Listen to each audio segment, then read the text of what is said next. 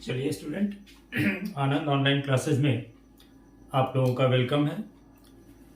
आशा कर रहे होंगे कि आप हमारे वीडियो को देख रहे होंगे और देखने के बाद आप टेक्स्ट बुक को भी पढ़ रहे होंगे। आपको ऐसा लग रहा होगा कि नहीं भाई, जो हम आपको जो भी चीज़, चाहे वो हिस्ट्री का हो या कोर्स ऑफ स्टडीज़ का हो, वो वीडियो जो अपलोड कर रहे हैं वो बिल्कुल हूबहू वही वीडियो अपलोड कर रहे हैं जो आपका बुक के अनुसार चलना है। ठीक है, हम यहाँ पे आज जो आपके पास बात करने बैठे हैं वो रूस और यूक्रेन के बीच जो मनमुटाव चल रहा है या कहते हैं जो युद्ध चल रहा है, उसके विषय में हम लोग एक्चुअल में बात करेंगे कि आखिर ये युद्ध होने का कारण क्या है।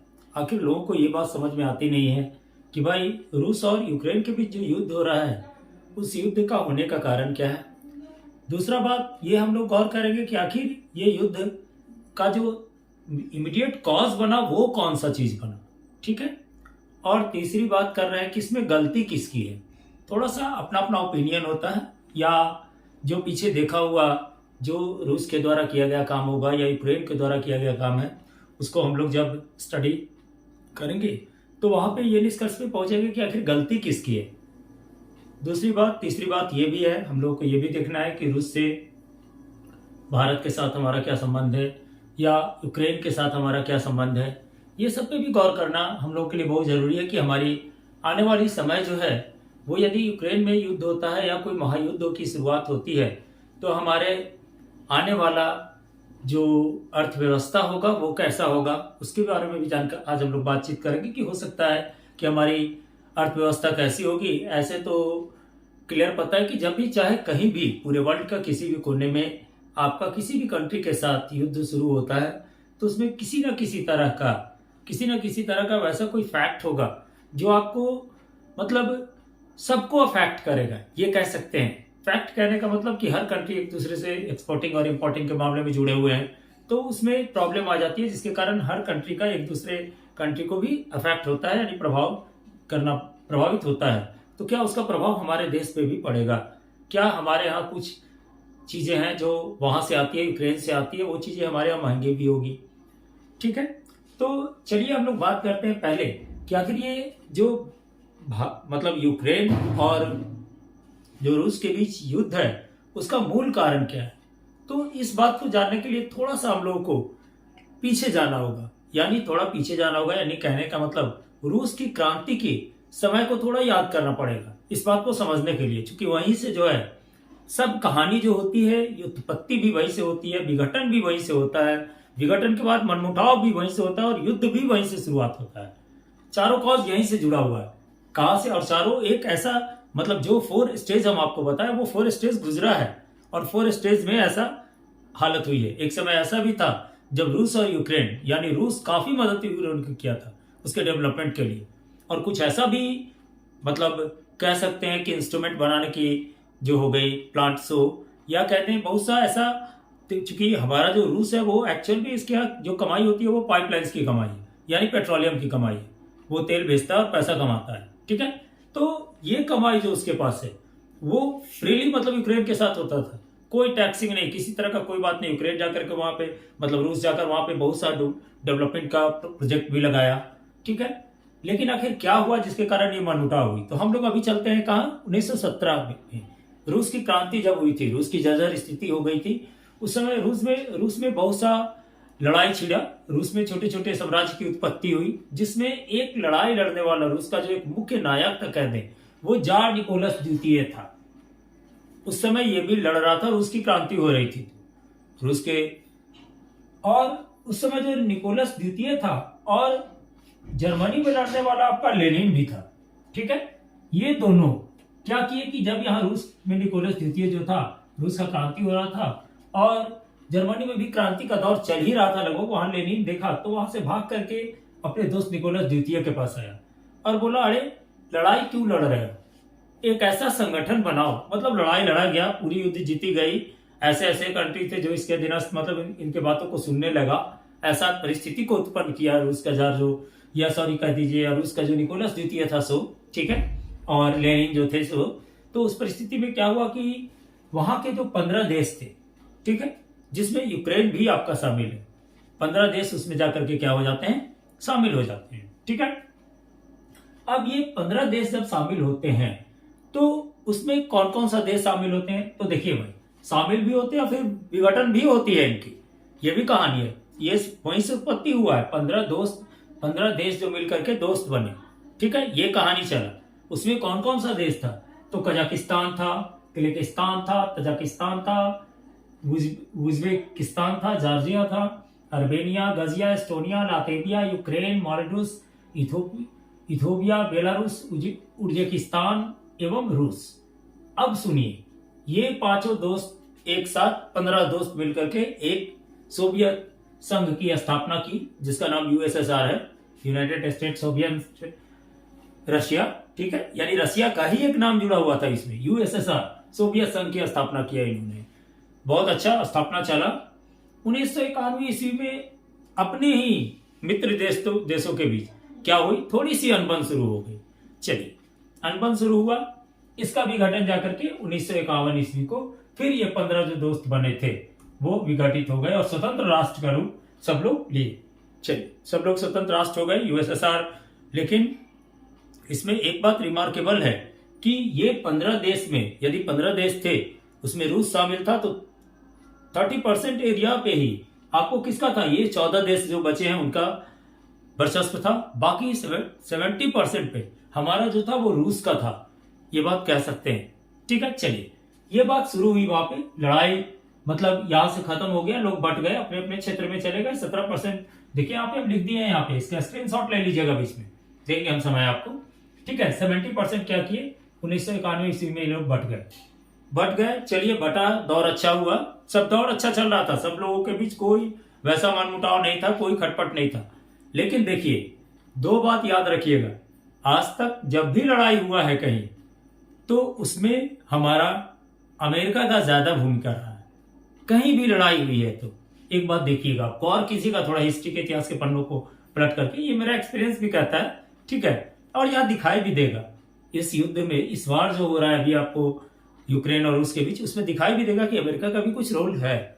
लेकिन दबे स्वर में लोग समझ रहे हैं कि ये रोल है, ठीक है। चलिए, अब यहाँ देखिए, यहाँ क्या हुआ भाई, विघटन हो गया, लोग 70% भू क्षेत्र में रूस का देश का साम्राज्य हो गया। अब क्या हुआ, तो चारों बगल बिल्कुल शांति। 1991 ईस्वी से 91 से 2014 तक कहीं कुछ नहीं, बिल्कुल शांति से 15 देश रह रहे थे। उसी बीच क्या हुआ, तो देखिए, यूक्रेन का एक राष्ट्रपति थे, वो राष्ट्रपति थे पेट्रो अनुकुल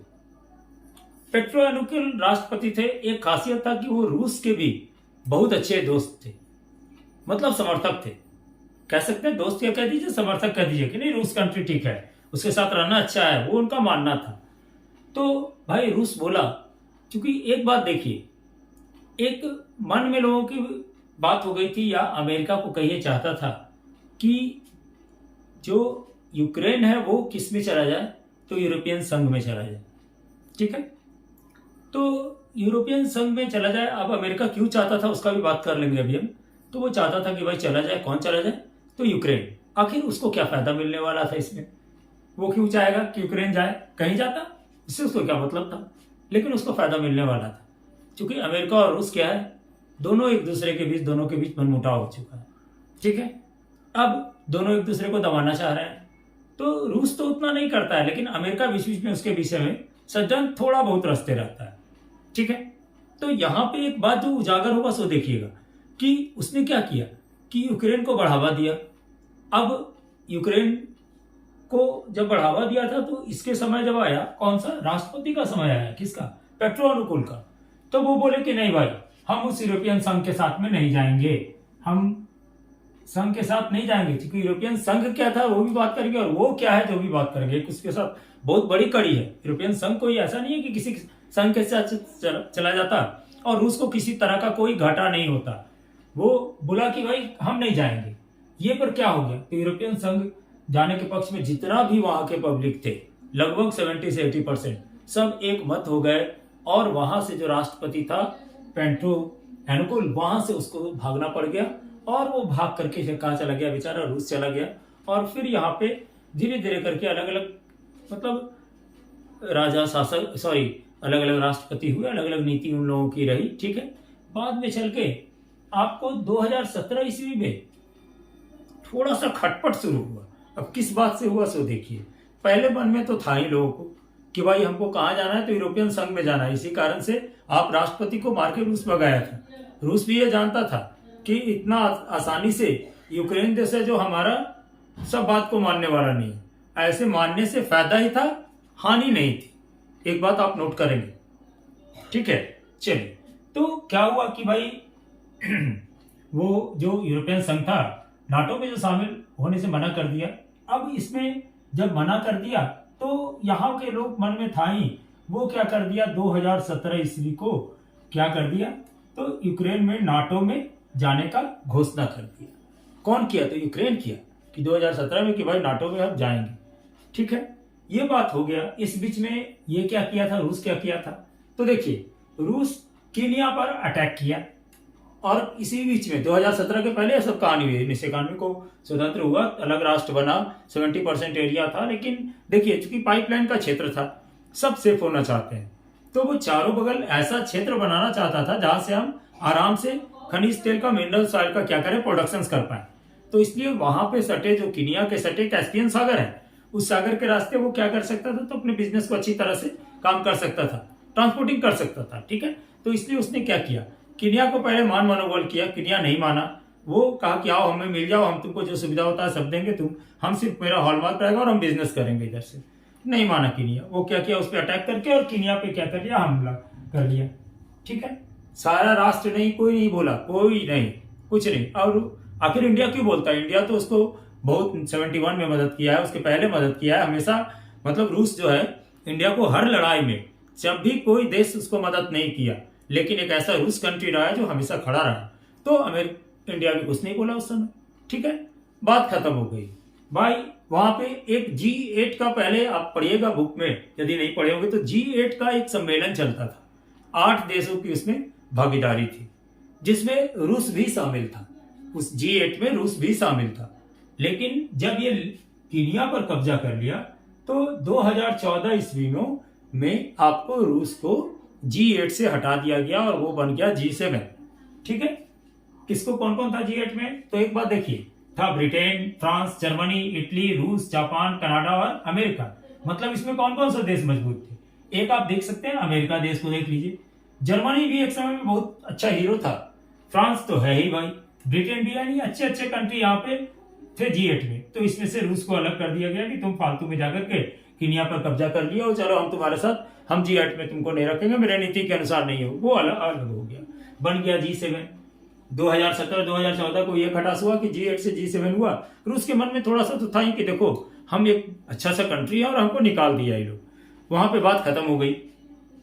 आगे बढ़े लोग। एक बात शुरू हुआ कि 2017 ईस्वी में यूक्रेन के राष्ट्रपति थे, वो घोषणा कर दिए कि हम क्या करेंगे, तो भाई नाटो में जाएंगे। तो देखिए पहले बात क्या हुई थी, यूरोपियन संघ में जाएंगे। और यूरोपियन संघ में जाने का मतलब है कि आपको नाटो का सदस्य बनना पड़ेगा, ठीक है। एक बात तो आप क्लियर समझे। अब यूरोपियन संघ में जाने का मतलब क्या हो गया, नाटो का सदस्य बनना। अब नाटो का सदस्य क्या है, आखिर रूस को इससे क्यों एलर्जी है कि कभी भी यूक्रेन नाटो के साथ सदस्य नहीं बने, या तो यूरोपियन संघ का भी सदस्य नहीं बने। वो इस बात से इस प्रॉब्लम में है कि देखिए नाटो क्या है, तो एक अटलांटिक मतलब ऑर्गेनाइजेशन है, नॉर्थ अटलांटिक टेरिटरी ऑर्गेनाइजेशन। इसमें क्या है, तो 28 यूरोपियन देश हैं और 2 नॉर्थ अमेरिकन देश हैं। और ये 30 देश क्या नियम बनाए हुए हैं, तो अपने लॉ में, अपना जो दंड संहिता बनाए हुए हैं उसमें, अपने लॉ में यानी कहे हुए हैं कि भाई उसमें क्या होगा, तो हम आर्टिकल से 5 उसमें ये बात कहे हुए हैं कि हम 30 देश अपने में लड़ेंगे तो कोई कुछ नहीं बोलेंगे। यानी यदि 30 देश जो सदस्य राष्ट्र है इसका, 28 और 2, वो यदि लड़ेगा तो कोई कुछ नहीं बोलेगा। लेकिन अब यहाँ पे एक आर्टिकल 5 में क्या कंडीशन दे दिया है, तो दे दिया है कि यदि कोई बाहर वाला कोई भी सदस्य देश से लड़ेगा तो हम 30 चलकर उससे लड़ेंगे। चलिए ये बात तो समझ में आई। अब देखिए इसमें जो है वह कौन कौन है 30 देश में, तो देखिए एक अमेरिका भी शामिल है इसमें। समझ में आ रहा है कि नहीं, बड़े बड़े कंट्री भी शामिल है, कुछ जैसे यूरोप, अमेरिका, फ्रांस, समझ रहे हैं, बड़े बड़े सब कंट्री शामिल है, आपको सब बता दिए हम। ठीक है, अब अमेरिका तो रूस का बहुत बड़ा दुश्मन है। यदि ये बन जाता है नाटो का सदस्य, ठीक है, तो क्या करेगा, ये तीसरे देश का सब लोग आकर के वहां बैठेगा, और अभी कर भी रहा है वो लोग, समझ रहे हैं कि नहीं। ये लोग जाकर के, अब आप ही सोचिए कि आपके घर के आगे आसपास आप रह रहे हैं और वहां पर 5 बैड एलिमेंट्स आ जाएं, और वो बैड एलिमेंट्स आकर के आपके मतलब आपके घर के बगल में डेली आकर 5 बैड एलिमेंट्स बैठे, तो आपको अच्छा लगेगा? कभी नहीं लगेगा। और वही बात रूस के साथ हो रहा है। रूस बहुत समझाया भी है, बात करेंगे अभी आगे हम। रूस बहुत टाइम दिया है कि नहीं भाई, तुम ये सब बात को छोड़ो, जो बोलोगे हम करने को तैयार है, और वो बहुत सहन भी किया, वो भी बात करेंगे हम, क्योंकि रूस क्या सुविधा दिया था। लेकिन उसके बाद भी थोड़ा सा किसी का बहकावा, लेकिन एक बात जान लीजिए, किसी के बहकावे में किसी को जाना नहीं चाहिए। ये इतिहास ही कहता है कि जो जो बहकावे में गया, उस शासक का, उस व्यक्ति का विनाश हुआ है। ठीक है, तो अपनी सोच बुद्धि की भी काम लेनी चाहिए, समझ रहे हैं। यहाँ पे भी यही एक वे है जो कि याद रखना चाहिए कि नहीं भाई, हम क्या हैं और हमें किस तरह से डेवलपमेंट करना चाहिए। हर देश की एक अपनी एक नीति होती है और उस नीति को फॉलो करना चाहिए। ऐसा नहीं कि किसी के बहकावे से कह दिया जाए कि तुम जाके वहां लड़ दो, तो लड़ दिया जाए। जैसे हम लोग भी ऐसा नहीं किए हैं, हम लोग के साथ भी गलवान घाटी में भी युद्ध हुआ, लेकिन हम लोग बहुत संयमता से वहां पे भी लड़ाई लड़े हैं। और कई जगहों पे ऐसा नहीं है, जब से आजाद हुए तब से हम लोगों के साथ कई तरह की यातनाएं दी जा रही है हमारे देश के ऊपर, जिसके कारण हमारी जवान या भारत सरकार कई दफे बहुत संयम से काम लिया है। यदि चाहता कोई भी देश लड़ाई के पहले अपनी संयमता को रखेगा तो उसकी विकास होगी। यही कारण है कि हमारे देश की आर्थिक विकास अभी सभी देशों से लगभग बहुत अच्छी है। ये कह सकते हैं कि आर्थिक विकास हमारी सभी देशों से लगभग अच्छी है। चलिए, अभी हम लोग थे यहाँ पे, चलिए अभी कहानी कर रहे थे हम लोग किस चीज का, तो चलो नाटो से होता। अब ये 30 सदस्य जाकर के रूस पे बदमाशी करता, चारों बगल घिरा हुआ है रूस बेचारा, उसका सबका रिफाइनरी है, उस पे जाके उदारतापूर्ण कुछ ना कुछ काम करवाता। तो इससे बोला रूस, उसके बाद भी इतना होते भी उसको वार्न करता चला गया कि नहीं भाई, तुम जो बोलोगे हम मानेंगे, लेकिन देखो तुम नाटो का सदस्य नहीं बनो। बार बार उससे रिक्वेस्ट करता रह गया, लेकिन क्या हुआ कि इतना रिक्वेस्ट करने के बाद भी उस पर कोई प्रभाव नहीं पड़ा। और उसने एक, इसका स्क्रीनशॉट लीजिए, बात करते हैं।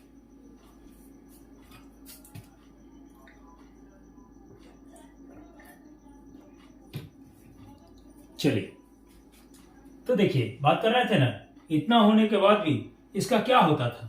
देखिए एक्चुअल में हम पहले ही बोले कि सोवियत रूस का बिजनेस किस चीज की है, तो पाइपलाइन की है। वो खनिज ऑयल्स का क्या करता है, तो उससे पैसा कमाता है।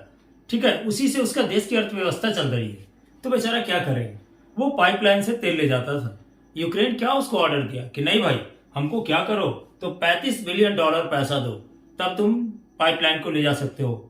रूस तब भी तैयार हो गया, चलिए भाई आप बोल रहे हैं आपको 35 बिलियन पैसा हम देंगे। लेकिन उसके बाद भी क्या किया, तो ये आपको जो यूक्रेन देश है वो जाकर के कहा कि नहीं भाई, हम नाटो में शामिल होंगे।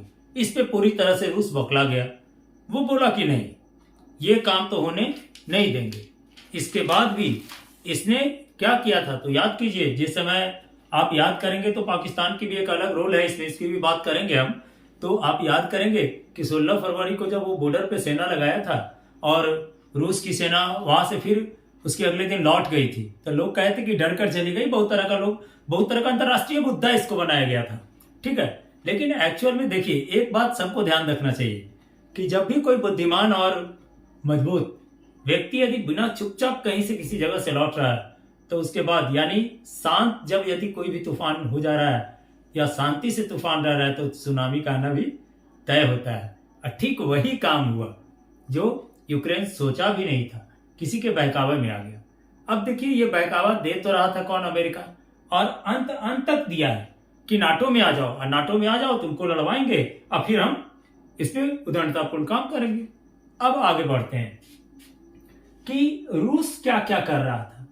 तो देखिए, आखिर 16 फरवरी को वार्न करने आया, आखिर 16 को ही वार्न करके क्यों लौट गया, फिर वो 24-25 को ही एक्टिव क्यों हुआ, ये भी एक कॉज है। जैसे देखिए, अभी रूस और चाइना के बीच बहुत अच्छी दोस्ती चल रही है, फ्रेंडशिप चल रहा है, समझ रहे हैं। तो रूस, चाइना क्या बोला रूस को, बोला कि ये भाई अभी लड़ाई मत लड़ो, ठीक है, अभी रुक जाओ, थोड़ा सा मेरे यहाँ ओलंपिक हो रहा है उसको हो जाने दो, उसके बाद लड़ाई लड़ेंगे। और ये बात जान करके फिर रूस क्या किया, चुपचाप गया 16 को अपना ट्रायल लिया और वापस लौट आया, और उसके बाद 24 या 25 को हमले की तैयारी किया। लगभग 20 के बाद से काम शुरू हो गया था। ठीक है, तो इस विषय के कारण लौटने को कारण बहुत सा आलोचना भी की गई लोगों की। चलिए उसके बारे में नहीं सोचना है। और उसके बाद क्या किया था, तो देखिए, अब कहिएगा कि भाई इतना बड़ा ऑफेंस हो रहा है, अब तो लगभग देखिए, अब वस्तु स्थिति भी बात करेंगे हम कि क्या है। अब ये बात तो समझ में आया। तो नाटो का संबंध जो वो आगे बात करते हैं, थोड़ा नाटो का जो हो गया बात, नाटो के बाद से ही इसको बहुत बड़ा बुरा लगा। और दूसरी बात हो गई लड़ाई का क्या कारण, तो पाइपलाइन जा रहा था, 35 बिलियन देना भी चाहा, और इसको बोला कि फिर नाटो का सदस्य नहीं बनना बाबू, लेकिन फिर भी वो बोला कि नहीं हम नाटो का सदस्य बनेंगे, यानी नाटो का सदस्य बनना ही लड़ाई का मूल कारण है। और सोवियत रूस को जायज यानी सही ढंग से, यानी यदि लड़ाई लड़ रहा है तो वो कोई गलत नीति के साथ लड़ाई नहीं लड़ रहा है, ये भी मानना जरूरी है। अब एक बात ये सोचने की है कि भाई भारत को इस लड़ाई में क्या करना चाहिए। तो भारत को जो इस लड़ाई में करना चाहिए वो ठीक नीति अपना रहा है। यानी कहने का मतलब क्या, presentations but veto is zero. समझ रहे हैं, यानी हमारी प्रेजेंटेशंस रहेगी लेकिन वहां मैं किसी तरह का कोई भी स्टेप नहीं उठाऊंगा। ठीक है, और ठीक नीति भी है। क्योंकि देखिए यहां यदि एक बात देखा जाए तो लगभग नाटो का जो स्थिति है वो एक खाड़ी देश की स्थिति, खाड़ी देश कहते हैं या कहते हैं यूरोपियन संघ की कंट्री है, जो कि एक अच्छा खासा सब लोग डेवलप कंट्री है और सबसे कुछ ना कुछ प्रॉफिट भारत को है, और खास करके अमेरिका देश से है। तो एक बात समझने वाली चीज है कि अमेरिका के साथ भी भारत को लड़ना एक अच्छा बात नहीं है, और रूस तो खैर इसका दोस्त है ही। यदि बात कीजिएगा रूस का, तो रूस देखिए आज तक, चाहे वो हमारा अभिनंदन का स्ट्राइक था उसमें भी रूस क्या था, तो बिल्कुल अडिग था। जबकि हमें आपका जो यान गया हुआ था वो अमेरिका से बना हुआ था, जो पाकिस्तान को भेजा गया था। समझ रहे हैं बात को, जिसे हाईजैक की गई थी।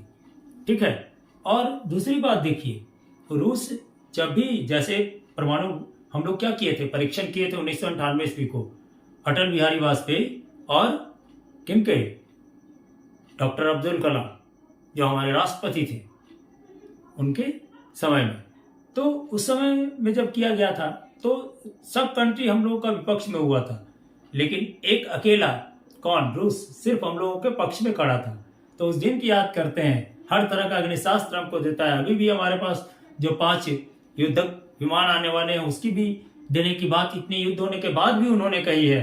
तो उन्होंने ये दिखाया कि हम मित्र हैं, और भारत ने भी इसका सही ढंग से जवाब भी दिया है और दे रहे हैं। भारत की स्थिति भी एक अच्छी कंडीशंस पे है। भारत भी अच्छी तरह से मित्रता का भाव तो मन में रहना ही चाहिए, क्योंकि वो देश का हम पे बहुत सा किया हुआ है। ठीक है, अब देखिए कि ये युद्ध किस रूप में जाएगा। तो ये युद्ध हो सकता है कि वर्ल्ड तृतीय युद्ध भी हो सकता है। यदि देखिए जब तक ये नाटो चुप है तब तक ये युद्ध कुछ नहीं है। बात समझ रहे हैं, जिस दिन नाटो जागेगा उस दिन आपको क्या हो जाएगी, तो लगभग यूक्रेन का मतलब लगभग रूस का नाश हो जाएगा, रूस का नाश हो जाएगा। अब थोड़ा हटकर बात करते हैं कि जैसे यदि आप लोग इस पक्ष को देखेंगे कि भारत और रूस के बीच का जो संबंध है उसमें क्या खटास आएगा, तो कभी नहीं आएगी, क्योंकि भारत और रूस इस पक्ष में कभी भी पड़ेगा ही नहीं और शुरू से नहीं भी पड़ रहा है। जैसे अभी भी प्रेजेंटेशन सिर्फ दे रहा है, अपना जो वोटिंग है वो यूज नहीं कर रहा है। ठीक है, चलिए आज के लिए इतना ही। आप लोगों को कोशिश करेंगे कि आगे फिर आपको भारत यूक्रेन के संबंध के बीच में वीडियो अपडेट करेंगे आप लोगों को। ठीक है, आप हमारे चैनल आनंद ऑनलाइन क्लासेस को सब्सक्राइब करें। ठीक है, चलिए, थैंक यू।